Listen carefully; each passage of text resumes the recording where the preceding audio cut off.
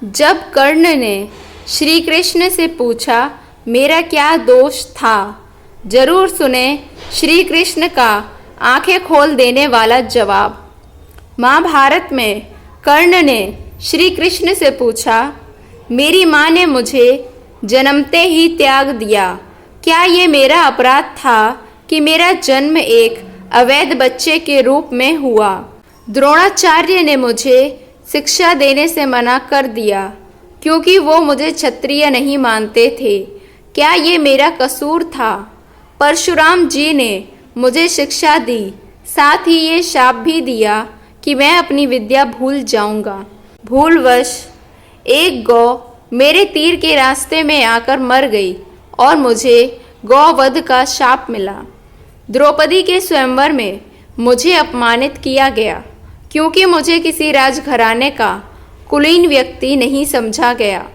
यहाँ तक कि मेरी माता कुंती ने भी मुझे अपना पुत्र होने का सच अपने दूसरे पुत्रों की रक्षा के लिए स्वीकारा। मुझे जो कुछ मिला दुर्योधन की दया स्वरूप मिला, तो क्या ये गलत है कि मैं दुर्योधन के प्रति अपनी वफादारी रखता हूँ। श्री कृष्ण मंद मंद मुस्कुराते हुए बोले, कर्ण, मेरा जन्म जेल में हुआ था।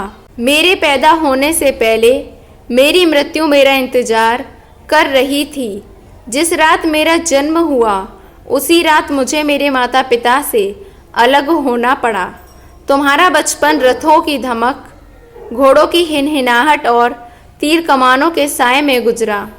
मैंने गायों को चराया और गोबर को उठाया। जब मैं चल भी नहीं पाता था तो मेरे ऊपर प्राण घातक हमले हुए। कोई सेना नहीं, कोई शिक्षा नहीं, कोई गुरुकुल नहीं, कोई महल नहीं। मेरे मामा ने मुझे अपना सबसे बड़ा शत्रु समझा। जब तुम सब अपनी वीरता के लिए अपने गुरु व समाज से प्रशंसा पाते थे, उस समय मेरे पास शिक्षा भी नहीं थी। बड़े होने पर मुझे ऋषि सांदीपनि के आश्रम में जाने का अवसर मिला। तुम्हें अपनी पसंद की लड़की से विवाह का अवसर मिला। मुझे तो वो भी नहीं मिली जो मेरी आत्मा में बसती थी। मुझे बहुत से विवाह राजनीतिक कारणों से या उन स्त्रियों से करने पड़े जिन्हें मैंने राक्षसों से छुड़ाया था। जरासंध के प्रकोप के कारण मुझे अपने परिवार को यमुना से ले जाकर सुदूर प्रांत के समुद्र के किनारे बसाना पड़ा। दुनिया ने मुझे कायर कहा। यदि दुर्योधन युद्ध जीत जाता तो विजय का श्रेय तुम्हें भी मिलता, लेकिन धर्मराज के युद्ध जीतने का श्रेय अर्जुन को मिला।